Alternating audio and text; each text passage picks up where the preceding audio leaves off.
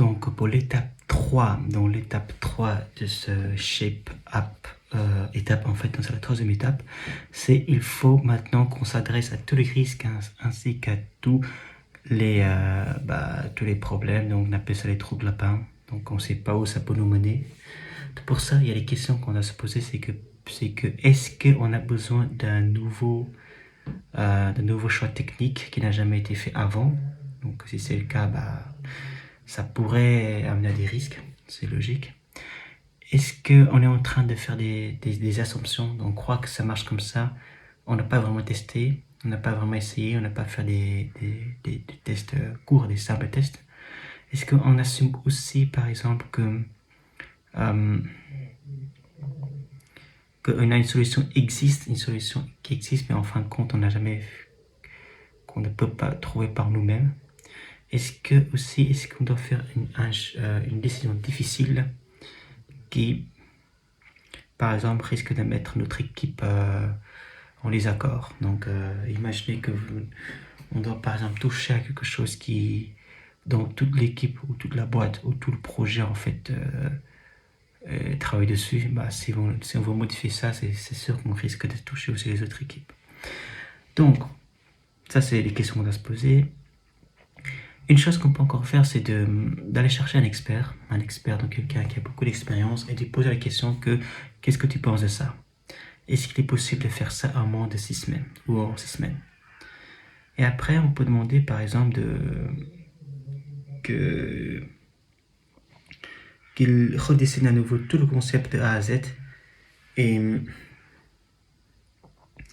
Et après, bien sûr, on peut faire en sorte qu'on reshape à nouveau alors qu'on est avec lui, en fait. Ce qui nous permet de voir si ça fonctionne bien, si notre idée de base était bien correcte.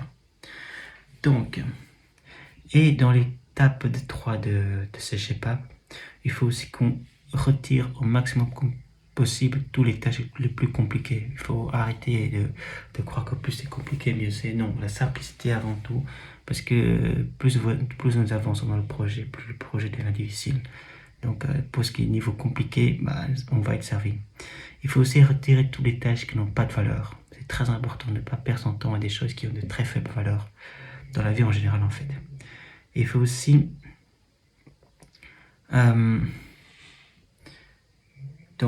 donner une logique principale avant. Donc, faut d'abord, quelle est la logique principale qu'on veut mettre en place, il faut le donner avant. Il faut aussi mettre les éléments les importants au niveau macro. Donc vraiment savoir que si ça passe par là, ça passe par là, ça passe par là. C'est très important avant de passer aux éléments micro. Il faut aussi savoir comment les éléments sont connectés ensemble. Donc ça aussi c'est important de savoir. Et dans tous les cas, il faut éviter que l'équipe soit bloquée. Parce que si l'équipe est bloquée, il y a beaucoup trop de conséquences, que ce soit au niveau temps, au niveau énergie, niveau tout ce genre de problème, quoi. Donc, la dernière étape de l'étape Shape Up, on est à la 4e étape, c'est on doit écrire le pitch. Le pitch est tout simplement une présentation qu'on doit faire face aux gens. Donc, on va l'écrire. Donc, l'écriture commence toujours par un petit résumé des problèmes. Toujours donner ce qu'on veut résoudre. Donc, il faut toujours donner le problème et puis donner la solution. Donc, il faut savoir que si on ne donne pas de solution, alors qu'on n'a pas encore...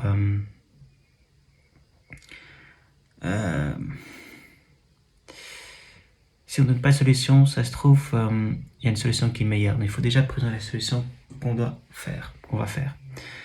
Et si on ne donne pas une solution à l'équipe, elle risque en fait d'investiguer elle-même la solution. Du coup, ça risque de prendre du temps. Et s'il n'y a pas de solution, c'est qu'on doit à nouveau commencer à refaire le travail de shipping.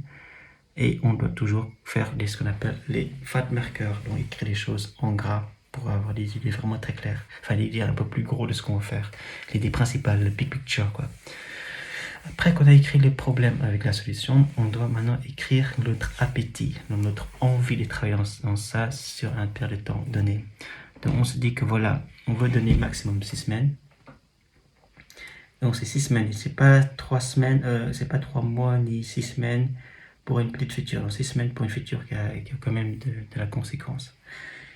Et on doit donner toutes les contraintes à la solution dans la limite entre guillemets. Et on doit aussi discuter des tâches qui ne sont pas productives à tout le monde en fait, au projet en lui-même. Et on doit aussi préciser à tout le monde qu'il y a toujours une solution meilleure. Donc il faut arrêter de dire que il faut pas perdre le temps. Donc c'est une question de temps en fait. Il y aura toujours une solution meilleure, toujours. Vous prenez plus de temps, vous faites ça meilleur, mais est-ce que ça meilleur veut dire apporter plus de valeur? Pas forcément. Donc il faut aussi expliquer en tout cas comment est-ce que la solution va ressembler en fait, l'état final en quelque sorte.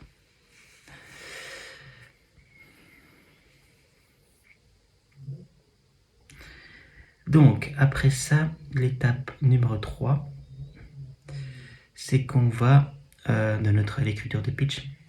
Donc c'est de tout simplement écrire tous les trous de lapin et tous les features qu'on va pas faire. Il faut bien expliquer qu'on va pas faire ci, faire ça, faire ci, faire ça. Très important de retirer tous les features qui ne sont pas centrales, parce que ça risque de faire perdre du temps. Donc il faut aussi retirer tous les features qui sont en quelque sorte flashy, fancy, parce que sinon vous n'allez pas pouvoir faire ça en 6 semaines. Et après, quand on est prêt à présenter, on peut écrire un grand espèce de petits résumés en fait, avec tous les ingrédients. On peut écrire ça dans là où vous voulez, dans votre canal de communication principal, et hop, écrire un petit post. Et après, on va laisser le temps aux autres de lire ça quand ils ont le temps. C'est ce qui est bien avec l'écriture, c'est que ça reste. Et comme c'est asynchrone, les gens font ça quand ils ont le temps. Donc voilà, ça c'est fait pour l'étape shipping. Et maintenant, en tout cas, on va faire un autre jour une des 3 étapes de shipping. La première c'est shipping, la deuxième c'est betting. On va faire betting avant de passer aux étapes building, la toute dernière. Donc, et voilà.